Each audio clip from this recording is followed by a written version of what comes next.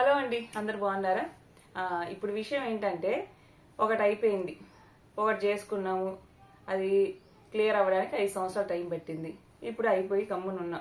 ఇప్పుడు జనాలు ఏంటంటే వీలైనంత తొందరగా రెండోది చేసుకో, వయసు అయిపోతుంది, లేకపోతే తర్వాత ఉపయోగం ఉండదు చేసుకున్నా అంటారు. అసలుకి నేను ఒకటే చెప్తా, నా జీవితంలో జరిగిన చెడుని ఆపాలనుకున్నా నేను, నా కుటుంబం ఆపలేకపోయాం. అది మోసం, దాంట్లో సంథింగ్ రాంగ్, అంటే అది ఒక మోసపూరితమైన సంబంధం, అది ఒక పెద్ద మోసం అని తెలుస్తుంది. అంటే డైరెక్ట్గా తెలియకపోయినా మా మనసుకి ఇదేదో తేడాగా ఉందని నాకు, మా నాన్నకి అందరికి అనిపిస్తూ ఉంది. కానీ ఆపలేకపోయాము. ఆపాలని ఎంత ట్రై చేసినా మళ్ళా ట్రాప్లో పడిపోవడము ఇవన్నీ జరుగుతూ ఉన్నాయి. ఎందుకు? అది అలా జరగాలని రాసి పెట్టింది కాబట్టి అలా జరిగింది. నేను ఒకటే చెప్తా, అలాగే మన జీవితంలో జరిగే చెడుని మనం ఆపాలన్నా ఎలాగైతే ఆపలేకపోయామో, మన జీవితంలో జరగబోయే మంచిని కూడా మనం ఆపలేము. మీకు అర్థమైంది అనుకుంటా. అంటే మీరేమనుకుంటా అంటే ప్రతిదీ మన చేతిలో ఉందనుకుంటారు. ఆ ఫస్ట్ మ్యారేజ్ అయినా మా నాన్న సంబంధాలు చూడాల, నాకు నేను చేసుకోవాలని అనుకోవాలా. కానీ ఆ దారి ఎలా వచ్చింది? మా నాన్నమ్మ ద్వారా, ఒక బ్రోకర్ ద్వారా ఇలా వచ్చేసింది. అది అలా మోసం జరిగిపోయింది. అది అలా జరగాలి కాబట్టి అలా జరిగిపోయింది అనమాట. ఇంకా రెండో దాని విషయానికి వస్తే మీరేమనుకుంటారంటే మనము ప్రయత్నం చేస్తే రెండోది అయ్యిద్ది అనుకుంటారు. Sorry for disturbance. ఇది వచ్చేసి కెమెరా ట్రైపాడ్ ఇలా ఉంటుంది, ఇది జారిపోతుంది ట్రైపాడ్. రెండో విషయానికి వస్తే ఇప్పుడు మీకు ఒక విషయం చెప్తా. ఒక కుటుంబంలో ఒక అబ్బాయికి అమ్మాయికి పెళ్లి చేయాలని సంబంధాలు చూస్తూ ఉంటారు తల్లిదండ్రులు. ఒక అబ్బాయి ఎంతో మంది అమ్మాయిని చూడడానికి వెళ్తారు. అతని మనసుకు ఒక రాగానే ఒక అమ్మాయి నచ్చదు. ఒక అమ్మాయిని చూడడానికి ఎంతో మంది అబ్బాయిలు వస్తారు. ఈ అమ్మాయికి ఒక రాగా నచ్చదు, వాళ్ళ కుటుంబానికి నచ్చదు. There are so many reasons ఉంటాయి. అంటే అటుపక్క ప్రయత్నం చేసే వాళ్ళకి ఫలితం దక్కట్లా. అంటే ఎవరైతే పెళ్లి కావాలని ప్రయత్నం చేస్తున్నారో వాళ్ళకి ఫలితం దక్కట్లా. మీరేమనుకుంటారంటే మన ప్రయత్నం చేస్తే దక్కిద్ది అనుకుంటారు. మనకి రావాలి అని రాసి పెట్టుంటే అది మంచి అయినా చెడైనా దాన్ని ఆపడం ఎవరి తరం కాదు. చెప్తున్నాగా, మా జీవితంలో ఏదైతే 5 సంవత్సరాల క్రితం జరిగిన చెడు ఉంది, దాన్ని ఆపాలని ఎంత ప్రయత్నం చేసినా ఆపడం మా తరం కాల. అర్థమైందా? మీకు మళ్ళా చెప్తున్నా, రేపు ఏదైతే నాకు జరగబోయే మంచి ఉందో దాన్ని ఆపడానికి నేను ఎవరిని? ఇప్పుడు నేను పెళ్ళి వద్దంట, ఫేట్లో రాసి పెట్టుంది. మేబీ నెక్స్ట్ ఇయర్ అన్నో 2 years తర్వాత 5 years తర్వాత రాసి పెట్టుంది. దాన్ని మనం తప్పించలేము. జరిగి తీరిద్ది. నేను వద్దన్నంత మాత్రాన ఆగదు. ఏదైనా రాసి పెట్టిన ప్రకారం జరిగిపోయిద్ది. అర్థమైందా? మనం ప్రయత్నం చేస్తే జరగడము, ప్రయత్నమే లేనప్పుడు జరగకుండా ఉండడం, ఇలాంటివి ఏమి ఉండవు.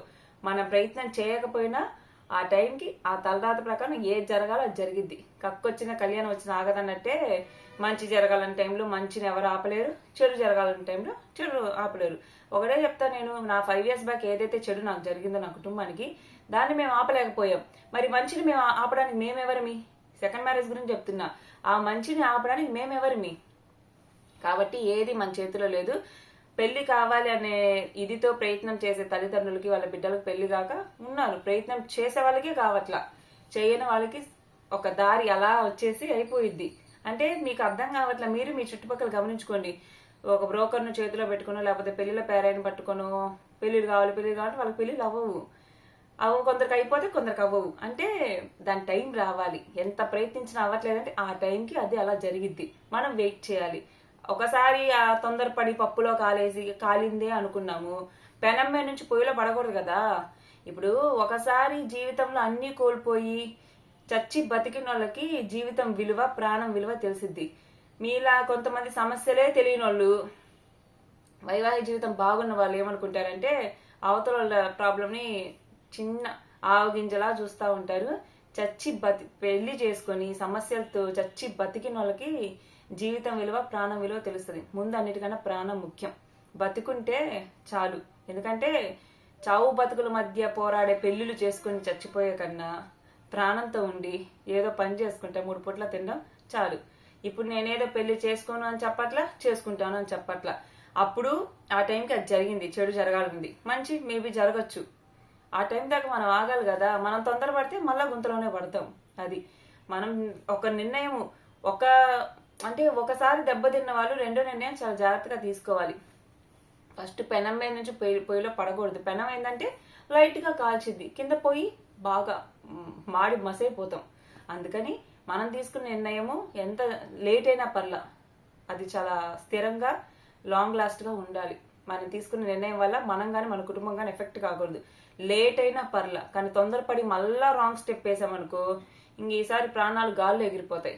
ఈ మాటలన్నీ కూడా నాలాంటి బాధలు అనుభవించిన వాళ్ళకి అర్థమవుతాయి, కానీ ఏ బాధ అనుభవించకుండా అన్ని సుఖాలు అనుభవించే వాళ్ళకి ఒక్క మాట అర్థం కాదు. అర్థం చేసుకోండి, ఎవరిని ప్రెషర్ చేయొద్దు. ఏ టైం ప్రకారం ఆ టైంకి అన్నీ అలానే జరిగిపోతాయి. ఇంకా కూడా కొన్ని డీటెయిల్స్ నేను మీకైతే రివీల్ చేస్తాను నెక్స్ట్ వీడియోస్లో.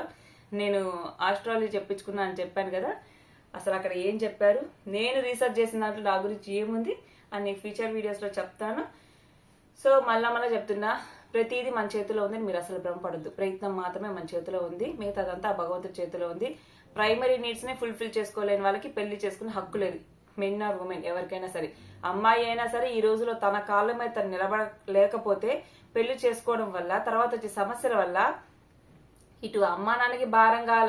ఇప్పుడు మొగుడు తరిమేస్తాడు, పుట్టింట్లో పడుతుంది, వాళ్ళ ఫైనాన్షియల్ స్టేటస్ అంతంత మాత్రం. ఈ అమ్మాయి ఫైనాన్షియల్ గా స్టేబుల్ గా లేకపోతే వాళ్ళకి భారమే అయింది, వాళ్ళు బాధపడతారు. అందుకని అమ్మాయి ఫైనాన్షియల్ స్టేటస్, అమ్మాయి తను ఇండిపెండెంట్ గా ఉండాలి. ఫైనాన్షియల్ ఇండిపెండెంట్ గా ఉన్నప్పుడే పెళ్లి అనేది ఎన్ని సమస్యలు వచ్చినా తట్టుకోగలవు. ప్రాబ్లమ్ సాల్వ్ అవుతాయి నేను చెప్పను, బట్ ఎన్ని సమస్యలు వచ్చినా తట్టుకోగల స్టెబిలిటీ ఎక్కడ వస్తుంది? కొంచెం ఫైనాన్షియల్ స్టేటస్ బాగుంటే ఆ మొగుడు ఇంట్లో పంపించేసిన, అమ్మ నాన్న వద్దన్నా కానీ కనీసం ఒక జాబ్ చేసుకుని బతకగలదు, తన పిల్లల్ని బతికించుకోగలదు. ముందు నా కాలం మీద నేను నిలబడాలి. ఎందుకంటే నేను చేసే ఉద్యోగం అనేది నాకు వర్క్ సాటిస్ఫాక్షన్ లేదు. పిల్లలకి కొంచెం నాకు జీతం తక్కువైనా పర్లేదు కానీ పిల్లలకి అన్యాయం నేను చేయలేను. ఈ సిస్టమ్ ఈ జనరేషన్ ప్రకారం ఏంటంటే నేను అవినీతి లేకపోతే దాన్ని ఏమంటారు కొంచెం అన్యాయం మనం చెయ్యలేము పిల్లలకి. అంటే న్యాయం చేయగలిగితేనే నేను ఆ ప్రొఫెషన్లో ఉంటాను. అందుకని ఆ ప్రొఫెషన్ నేను మానేశాను. నేను ఎవరిని బ్లేమ్ చేయట్లేదు, ఈ జనరేషన్ అంటున్నాను నేను అంతే. ఇప్పుడున్న జనరేషన్లో టీచర్గా అంటే అది దానికన్నా, అందుకే నేను ఓన్ బిజినెస్ చూస్ చేసుకున్నాను, శారీ బిజినెస్ చేస్తున్నాను. సో నేను రీసెర్చ్ గత అనుభవాల దృష్ట్యా నేను రీసెర్చ్ చేసిన దాన్ని బట్టి నాకు వచ్చిన దాన్ని బట్టి నేను ఒక నిర్ణయం నేను తీసుకున్నా. దయచేసి మీరు ఎవరు దేని గురించి కూడా ఎక్కువ బాధపడద్దు. నా గురించి అయితే అదే చెప్పాలనుకున్నాను. ఇంకా భవిష్యత్తు వీడియోస్లో అన్నిటి గురించి నేను చెప్తాను. సో వీడియో నచ్చితే లైక్ చేయండి, సిచ్యువేషన్ అర్థం చేసుకోండి. మన చేతిలో ఏది లేదు, తొందరపడినంత మాత్రం అన్ని టైం టు టైం వచ్చాయి. మనం కోరిందల్లా వచ్చే పని అయితే ఇంకా దేవుడు ఎందుకు, లేకపోతే ఈ కర్మ ఈ తలరాత ఇవన్నీ ఎందుకు? ఇప్పుడు మీరు ఎన్నోసార్లు చూడండి, కోట్ల చుట్టూ విడాకులు నోటీసు అంటే విడాకులు అనేవి ఒక రాగాన్ని వగరించక కోట్ల చుట్టూ తిరుగుతుంటారు. ఇప్పుడు పెళ్లి చేసుకోవడం ఒక లెక్క, పెళ్లి అయ్యాక అది వగరించుకోవడానికి కోట్ల చుట్టూ తిరుగుతుంటారు. మనం కోరుకున్నప్పుడు పెళ్లి అయిద్దా, మనం కోరుకున్నప్పుడు విడాకులు అవుతాయి, మనం కోరుకున్నప్పుడు పిల్లలు పుడతారా, మనం కోరుకున్నప్పుడు చావు వస్తుందా? చావాలని దువ్వుతాడు ఒకడు, కానీ వాడు బతుకుతాడు, వాడి తలరాతలో ఆయుష్ బాగుంది. అందుకే చెప్తున్నా, మనం కోరుకున్నట్టు అన్నీ జరగవు. అర్థమైందా? మనం కోరుకున్నట్టు అన్నీ జరిగితే ఇంకేమి. అందుకని కొంచెం మీరు ఆలోచించుకొని, నాలాంటి వాళ్ళని అర్థం చేసుకొని కొంచెం ఆలోచించి సలహాలు ఇవ్వండి. అంతేగాని ఏది వస్తే అది ఇవ్వద్దు. ఇంతవరకు క్లారిటీ ఉందనుకున్నా. వీడియో నచ్చితే లైక్ చేయండి. Thank you for watching. Bye.